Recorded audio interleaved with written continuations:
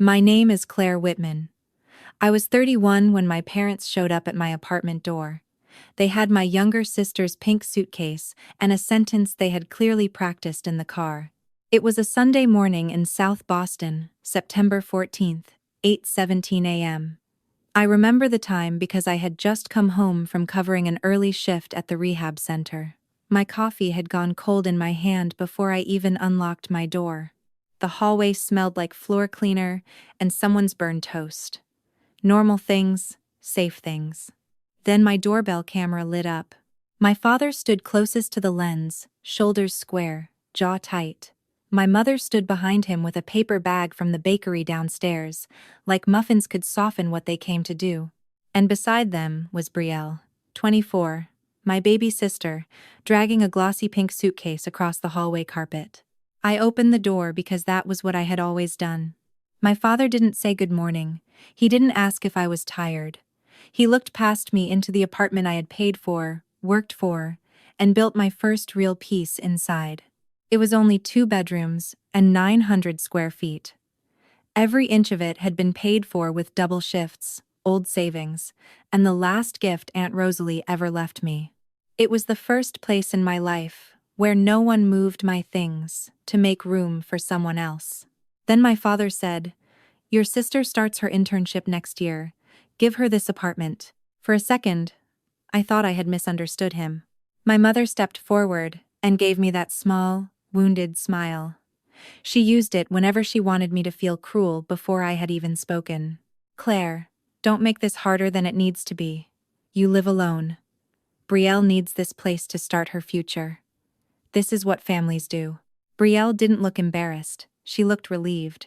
She pulled the suitcase over the threshold and glanced toward my spare room. Then she said, almost casually, "But Mom said this address was already handled." That was the first time I realized they had not come for my apartment that morning. They had already taken my address. Welcome to the channel. Before we begin, subscribe so you don't miss more emotional and surprising stories. Quick challenge. Are you watching with your legs crossed right now? If yes, comment 3. If not, comment 4. Let's see how many I guessed right. If you enjoy our stories, you can support us with a cup of coffee through the link in the description. Now, get comfortable, because this story takes an unexpected turn. Let's begin. I stood there with one hand still on the door and the other wrapped around my cold coffee, listening to the word address echo in my head like it belonged to someone else. My address, not my help, not my couch for a weekend, not a conversation they planned to have with me after church or over dinner. My actual home had already been placed inside a decision I had never been invited to make. And the worst part was, for one stupid second, I almost apologized. That was the kind of daughter I had been trained to be. In my family, I was not the gifted one, the delicate one, or the one everybody gathered around when something went wrong. I was the practical one. My father used to say it like a compliment. "Claire will figure it out. Claire doesn't need much. Claire understands how the world works." What he meant was that I could be counted on to need less. Brielle, on the other hand, always had a future that required protecting. When she was 16 and needed a new laptop for a summer media program, my mother called me before she called the store. I was 23 then. I was working 12-hour shifts at the rehab facility, sharing a third-floor walk-up and counting every grocery receipt. I gave Brielle my nearly new MacBook and went back to an old desktop that took 12 minutes to start. Nobody called that a sacrifice. They called it being a good sister. When Brielle got into a private leadership retreat her junior year of college, the deposit was $2,400. My father said his business was tight that month. My mother said Brielle had cried all night because opportunities like that did not come twice. I sent the money from the account I had been using to save for a car that did not stall at red lights. Brielle posted photos from the retreat in a white linen dress. No one asked how she got there.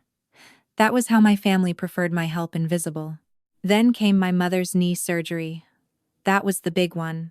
$18,600 between the deductible, physical therapy, prescriptions, and the hospital bill they said would ruin them if I did not step in.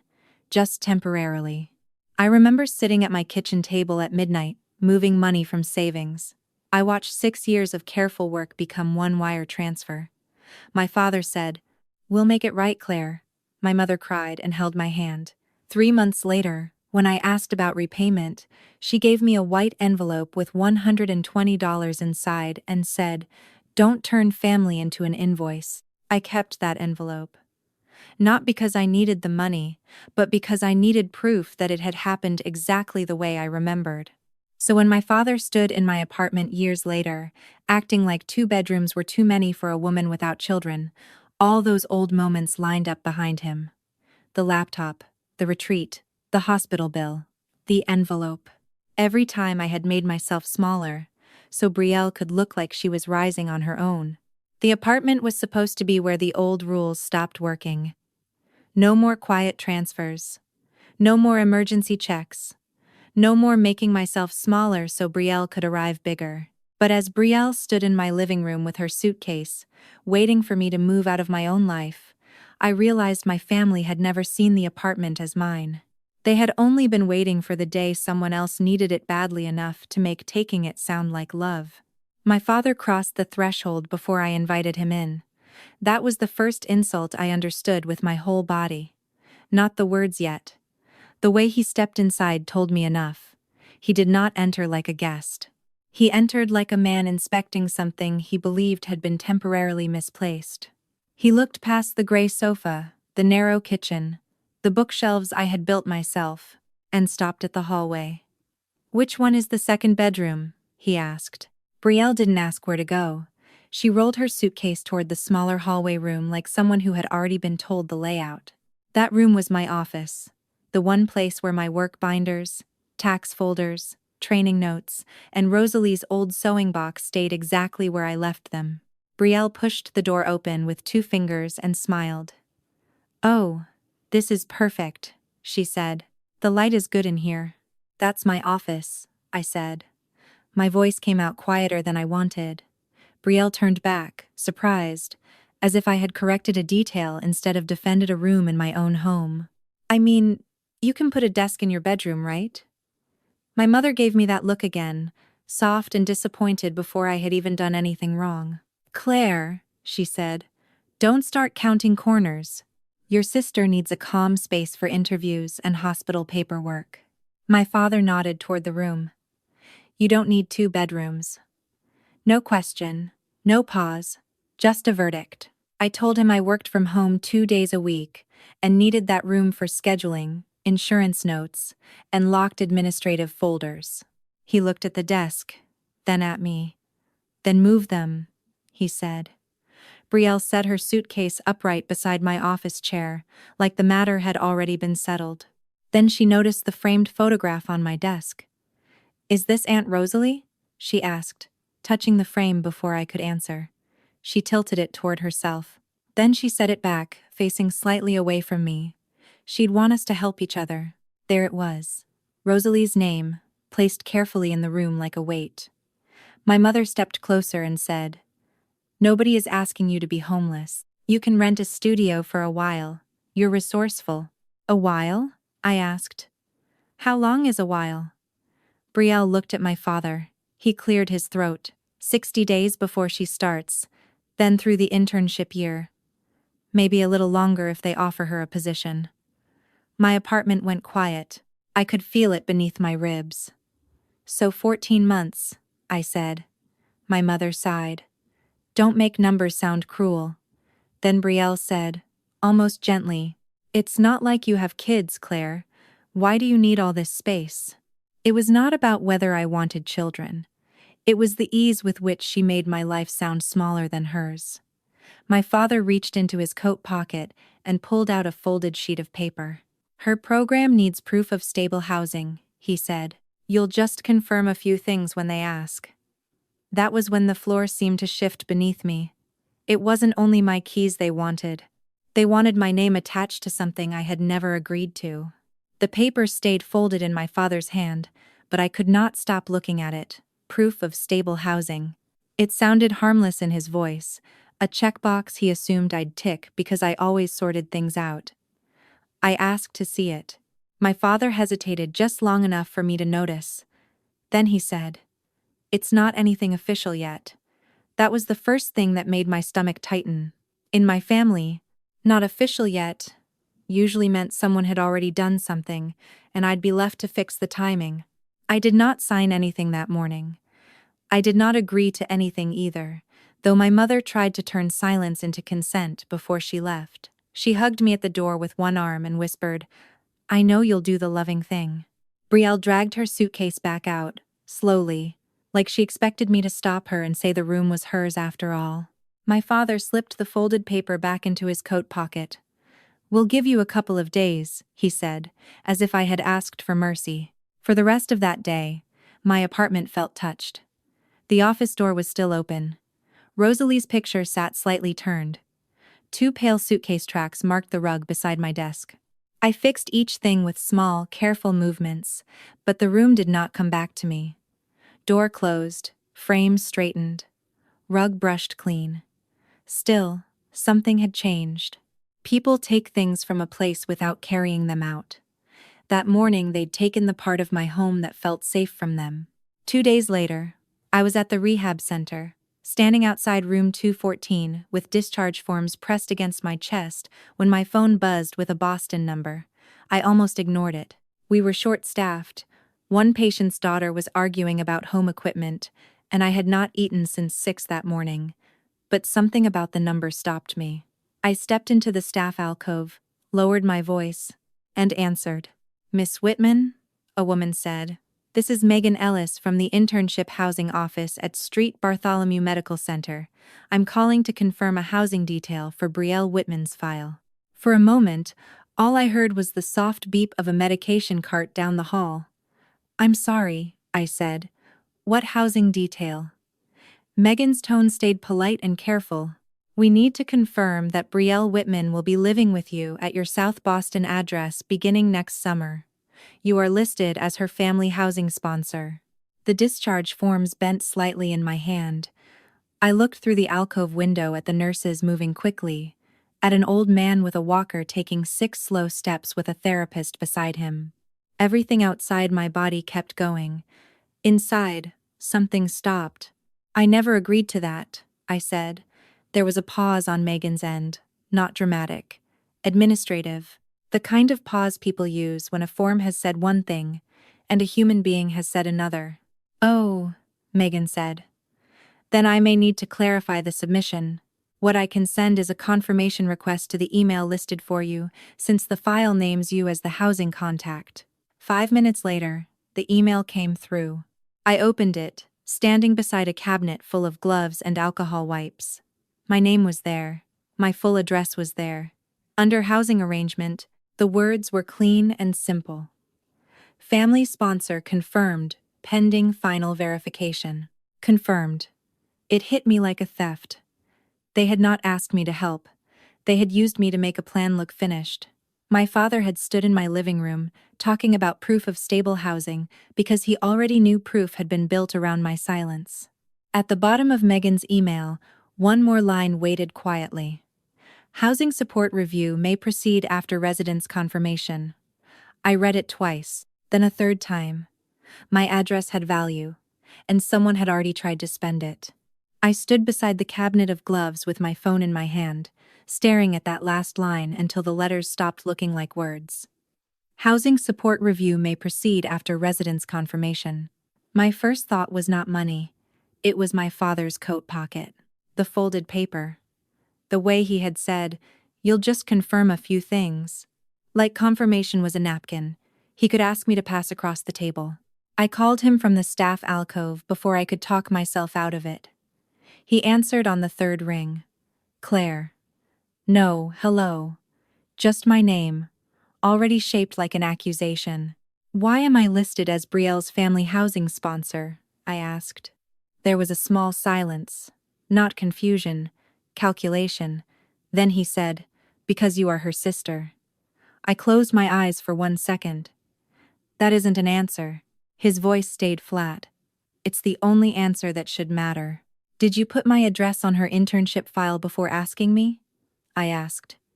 My father exhaled through his nose. We had to put something down.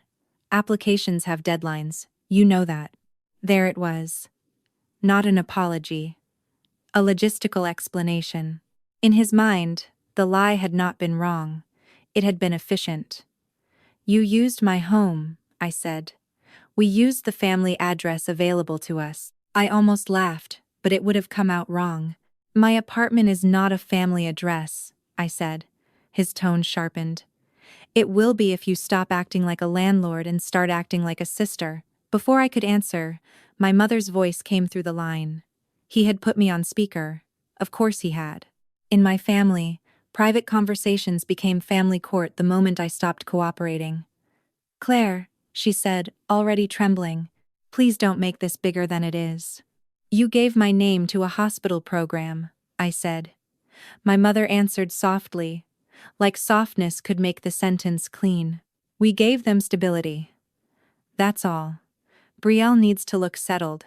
She needs to look serious. I looked down at the discharge forms in my hand.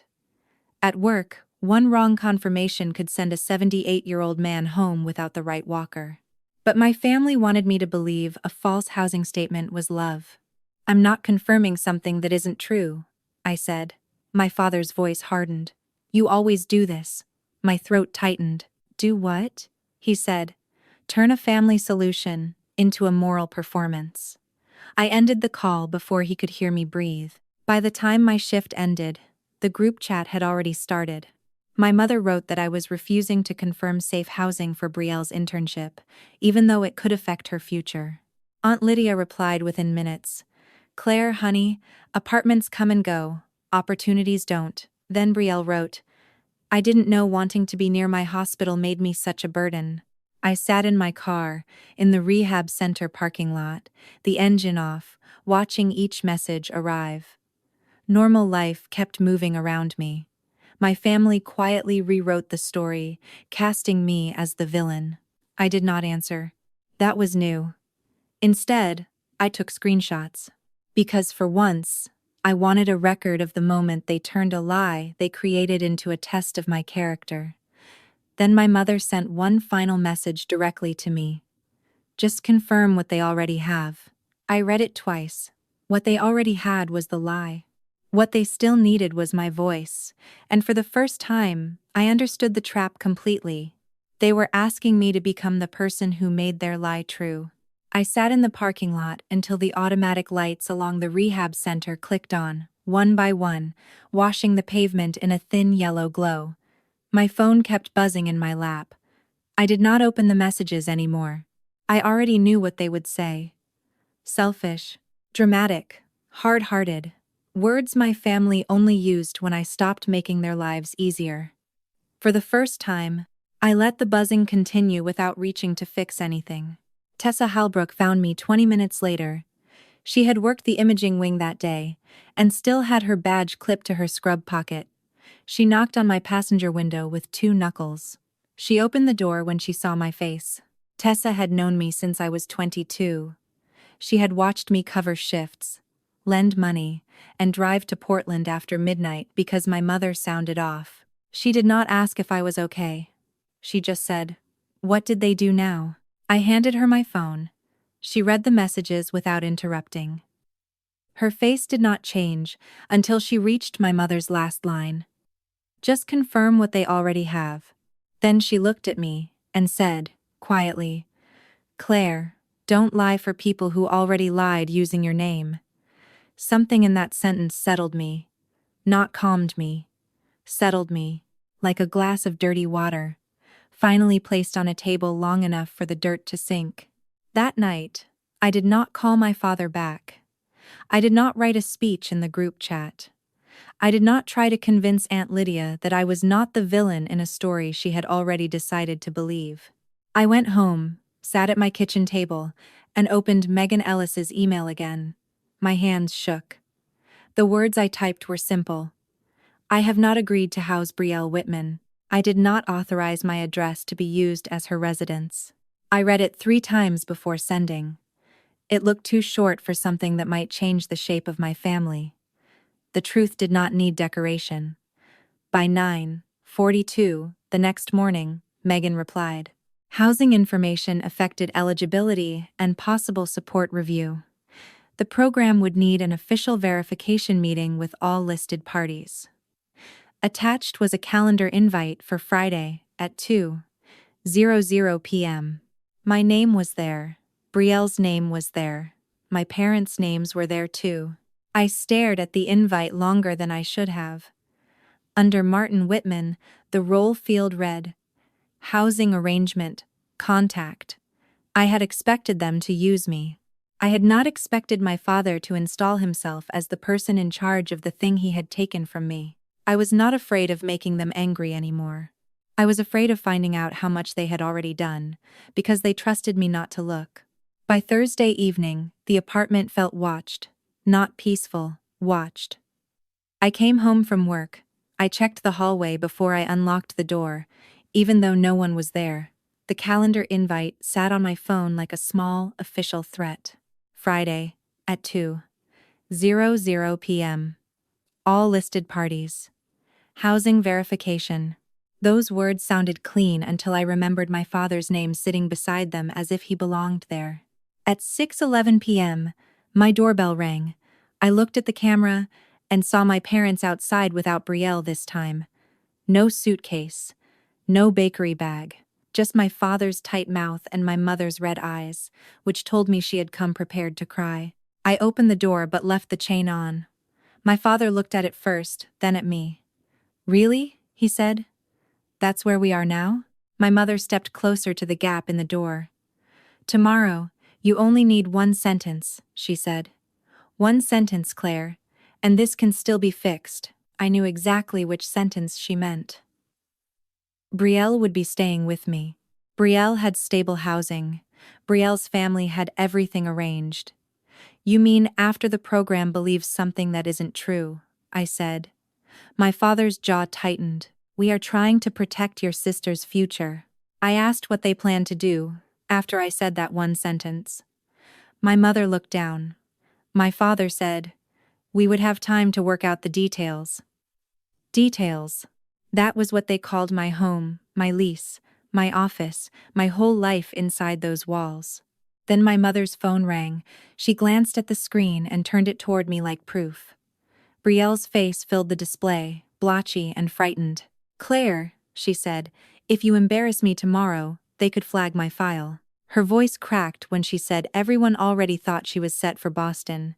Her professors knew, her friends knew, her advisor knew she had family housing. I listened, and the old part of me wanted to soften, because Brielle had always known how to sound small when consequences got close. "You knew I hadn't agreed," I said. She wiped under one eye and looked away from the screen. "I thought Mom would convince you." The hallway seemed to narrow around that sentence. Not, "I thought you agreed." Not, "I didn't know." She had known enough. She had simply believed I would fold in time. My mother whispered, "Please don't punish her for trusting us." That was when something in me went still. They had lied to Brielle, used my address, put my name in a file. Now they wanted me to rescue the lie so nobody had to feel the weight of it. "I'm not going to confirm it," I said. My father stepped closer to the door. The chain held. "If you do this tomorrow, the whole family will know who you chose." For the first time, his threat did not make me smaller. It made the truth clearer. I closed my fingers around the edge of the door and said, "No, I'm refusing to keep making your choices disappear." Then I shut the door. That night, I did not stay awake because I was afraid of the morning. I stayed awake because I knew exactly what I would not say. Friday morning arrived quietly, which made me trust it less. No one banged on my door. No one called before sunrise. The group chat stayed still. That silence should have felt like relief, but I knew my family too well. They did not go quiet when they accepted a boundary. They went quiet when they believed they had found another way around it. I made coffee and opened my laptop at the kitchen table. I watched the calendar invite sit there like a sealed envelope from a court I had never agreed to enter. At 10:18 a.m., my mother texted me, "Thank you for choosing your sister today." I stared at the sentence because she wrote it as if I already had. That was my mother's real gift. She could place a conclusion in front of you so gently that disagreeing with it felt like breaking something fragile. A minute later, she sent a heart emoji, then added, "Your father is relieved." Martin had seen my silence as surrender before. That was the mistake he made again. At noon, Brielle texted me privately. "I know yesterday was emotional. I just want today not to ruin everything." Then came another message. "I really do appreciate you. I'll try to stay out of your way when I move in." I sat back from the table. There it was again. It wasn't real gratitude for my choice. It was gratitude for the surrender she assumed had happened. For one terrible moment, I almost answered her. Not to surrender, just to explain. But explaining had always been the doorway they used to pull me back inside. I wanted to tell Brielle I knew she was scared. I wanted to remind her that fear didn't give her the right to move into my life without asking. Instead, I put the phone face down and let the message sit unanswered. That small silence felt cruel for almost 5 minutes. Then it began to feel like the first honest thing I had done for myself all week. At 1:36 p.m., Megan Ellis sent a reminder email with the meeting agenda attached. I opened it expecting the same clean administrative language. Applicant housing verification. Residence confirmation. Listed parties. Then I saw a section near the bottom labeled Support Recipient Information. Beneath it, my father's name appeared again. Martin Whitman. Not Brielle. Not me. Martin. The phrase was small, almost hidden between lines about eligibility, review, and documentation. Even so, it changed the temperature of the room. I read the agenda twice, then leaned closer to the screen. If this was only about Brielle needing a bed, why was my father's name sitting under support recipient information? Housing support had sounded like a program detail when Megan mentioned it the first time. Now it had a person attached to it. The man telling me this was about Brielle's future had somehow become the contact point. He would be the one for whatever benefit or reimbursement came after my residence confirmation. I did not know the full shape of it yet, but I knew enough to feel the old story cracking. At 1:52 p.m., my father texted, "Keep it simple on the call. Say yes. Don't volunteer extra information." The message was so plain that it nearly took my breath away. Not please, not we're sorry, just instructions. I looked at the Zoom link, then at Rosalie's photo on my desk, facing me straight now. My mother thought I had softened. My father thought I could still be managed. Brielle thought she was moving in. For 8 quiet minutes, I let them all believe that. Then I clicked join. For a few seconds, I did not click anything inside the Zoom window. I just stared at my own face in the little preview box. The woman looking back at me seemed calm, almost unfamiliar. Hair pulled back, plain navy sweater. No makeup except the lipstick I had put on. My mother's voice still lived somewhere in my head, telling me not to look tired in front of people. Behind me, my office was clean. Rosalie's picture sat on the desk, just inside the frame, like a witness I had not meant to bring. Before Megan opened the meeting room, I called Tessa. She answered on the first ring. "You in?" she asked. I told her I was waiting. Then I read her the line from the agenda. Support recipient information. Martin Whitman. Tessa went quiet in a way that made the quiet worse. "Claire," she said. "That doesn't sound like a father helping his daughter find a place. That sounds like a man putting himself where the money or paperwork goes." I closed my eyes. Hearing someone else say it made it harder to pretend I was overreacting. "Maybe it's just the contact field," I said. Even as I said it, I hated myself for offering him a softer explanation. Tessa did not take it.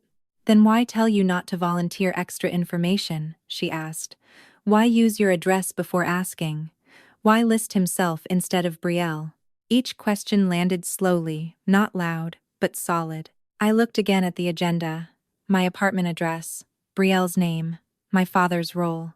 The pieces had been there for days, but I had kept trying to arrange them into something less ugly, because ugly meant admitting my parents had done more than pressure me. It meant they had built a small machine out of my home, my sister's opportunity, and my habit of staying quiet. And at the center of that machine, somehow, was Martin. Tessa's voice softened. You don't have to accuse anybody. Just answer what is true.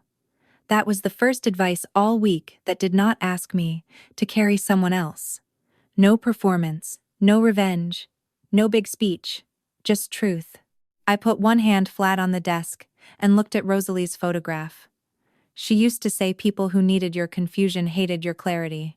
I had thought that was just one of her hard little sayings. Now it felt like a set of keys. The Zoom waiting room changed. Megan Ellis appeared on screen, then a man I did not recognize. His name label read, Grant Hollis, Compliance Review. My pulse moved into my throat. Compliance. Not housing, not student support. Compliance. A second later, my parents joined from their kitchen table, my father sitting closest to the camera. Brielle appeared last, pale and stiff in a dorm room somewhere, her eyes already wet. Nobody smiled. Nobody asked how I was. And for the first time, I was grateful for that. Megan began with the kind of voice people use when they know everyone on the call is carrying a different version of the same story. Thank you all for joining.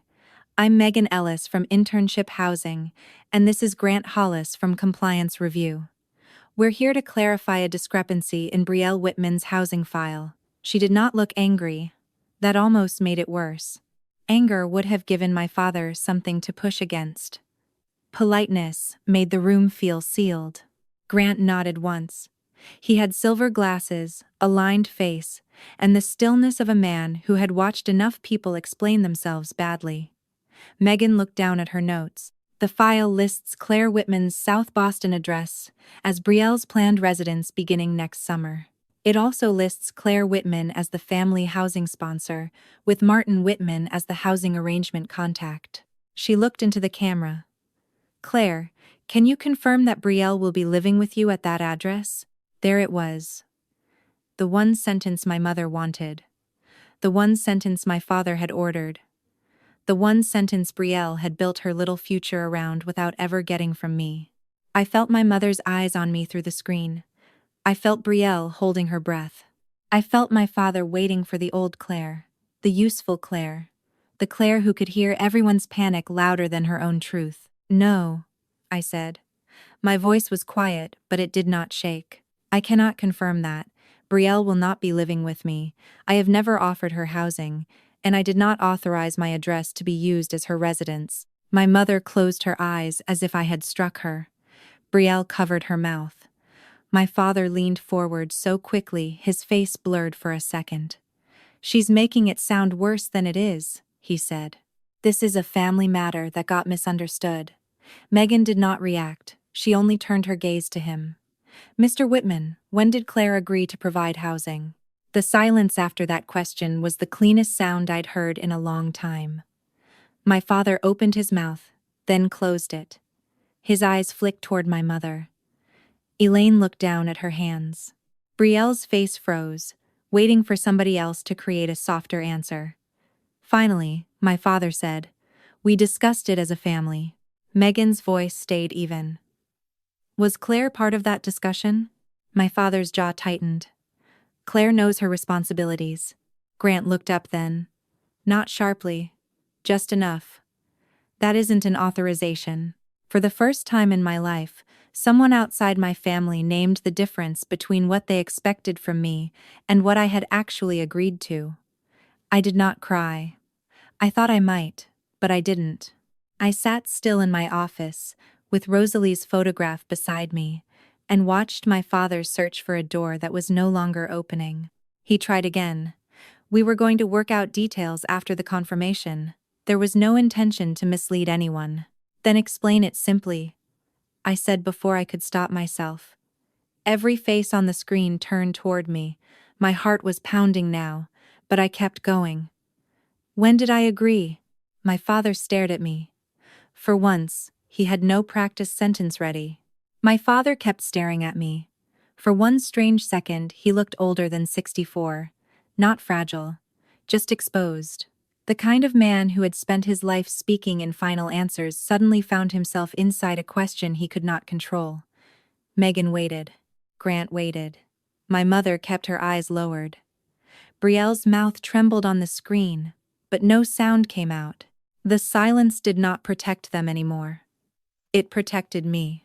Megan turned to Brielle. Brielle, I need to ask you directly. Did Claire Whitman tell you that you could live at her address during your internship? Brielle looked at my mother's square on the screen before she answered. That small glance said more than anything she could have confessed. Mom said she would handle Claire, Brielle whispered. I thought it was going to be okay. Grant wrote something down. My mother lifted her head quickly. That's not fair, she said. Families make arrangements before everything is perfectly settled. We were trying to keep this from becoming stressful. Megan's expression did not change. Mrs. Whitman, the issue is not whether the family was discussing housing. The issue is whether the residence was confirmed without authorization. My mother's face tightened, like the word authorization offended her more than the lie. Grant looked toward my father. Mr. Whitman, the form also lists you as housing arrangement contact and support recipient contact. Who authorized you to submit that information on Claire Whitman's behalf? My father sat back. For the first time, he looked at Brielle as if her future had become less important than his own explanation. I am her father, he said. I said she would help. That should have been enough. It hit the meeting like a rock through glass. Not an accident, not confusion, not paperwork moving too fast. I said quietly, families ask. They don't submit. No one spoke for a moment. Then Grant said the housing support review would be paused pending correction of the record. Megan said Brielle would need to provide accurate housing information by the revised deadline, and any support eligibility tied to my address would be removed unless I personally authorized it. Brielle began to cry then, not loudly, just with one hand over her eyes. My mother whispered my name like I had broken something. My father looked straight at the camera and said, "You made your point." I shook my head. "No," I said. "You made a plan around my silence. I just stopped donating it." Grant ended by saying an amended notice would be sent to all parties. When the screen went black, my office was still. For the first time all week, the quiet belonged to me. The notice came that evening, plain and final. Brielle's housing file had been corrected. My address was removed. Any support tied to my residence was placed on hold until she submitted a real arrangement. I read the email twice, not because I did not understand it, but because part of me still expected consequences to arrive only for me. If they lied, I absorbed it. If they spent, I covered it. If they broke something, I became the person standing in the mess with a broom. Martin called 6 times that night. I did not pick up. Elaine left one voicemail, crying so hard some of her words blurred together. She said Brielle had lost priority housing. She said my father would now have to help with an actual deposit in Quincy. She said I had embarrassed them in front of strangers. She did not say they had used my home without permission. She did not say they were sorry. Even in her apology-shaped grief, she was still asking me to feel guilty for the part where the truth became visible. 3 days later, my mother came to my building alone. I watched her on the doorbell camera, holding a white envelope in both hands, the way she used to hold church donations. I did not open the door. I spoke through the intercom. She said, "Claire, please. I'm your mother." I said, "I know." That was all. Because knowing she was my mother had never been the problem. The problem was that she had used that fact like a key to rooms she did not own. Brielle called me the following week from a shared apartment in Quincy she had found with 2 other interns. Her voice was smaller than usual, but not helpless. She said she still had the internship, but the commute would be longer and the rent was higher than she expected. For once, she did not ask me to pay it. She asked if I could help her build a monthly budget. I sat at my kitchen table, looked across at Rosalie's photograph, and said, "I can show you how to make one. I won't make it for you." There was a pause, and then Brielle said, "Okay." It was the first honest word I had heard from her in a long time. We spent 40 minutes going over rent, groceries, transportation, and what she would need to cut if she wanted to keep ordering takeout 4 nights a week. It was awkward. It was not warm. But it was real. Helping her that way felt different. There was no suitcase in my hallway. No false address. No invisible debt being folded into the word sister. After that, I changed small things that were not small at all. I updated my emergency contacts. I left the family group chat. I put a second lock on my office door. Not because I thought they would break in, but because I liked the sound it made when it clicked shut. My apartment stayed mine. My quiet stayed mine. And for the first time, I helped my sister without giving her my room, my money, my silence, or my home. What I learned was that family still matters even when people hurt you. Family matters deeply. That is why betrayal inside a family cuts differently from betrayal anywhere else. A stranger can disappoint you and walk away. But when the people who raised you use love as a reason to cross your boundaries, the wound reaches places you did not even know were still open. Sometimes the hardest lesson in life is realizing that love does not require self-erasure. Being a good daughter does not mean giving up your home. Being a good sister does not mean lying to protect someone else's comfort. Being loyal doesn't mean becoming the quiet place folks hide their selfish choices in. There are people who will call you cold when you finally stop burning yourself to keep them warm. They will call you dramatic when you name what they did. They will say you changed, when the truth is you simply stopped being useful in the old way. That moment can feel lonely. It can feel cruel. But sometimes loneliness is the first room where your real self gets to breathe. I did not win by destroying my family. I won by refusing to disappear for them. She helped Brielle in a way that taught responsibility, instead of feeding entitlement. She kept her apartment, her truth, and her peace. That is resilience. Not revenge. Not bitterness, just the quiet strength to say, I love you, but I will not let love be used as a weapon against me. And maybe that is the lesson many of us need to hear. Boundaries do not break healthy families. Boundaries reveal whether love was healthy to begin with. Real family may ask for help, but it does not steal your voice. Real love may need sacrifice, but it does not demand your silence. Real healing begins the day you stop confusing being needed with being valued. If this story hit home, share your thoughts down in the comments. Have you ever had to pick yourself, even though your family called it betrayal? Subscribe to the channel for more honest, true-to-life stories about family, healing, and the courage to stand in your own truth.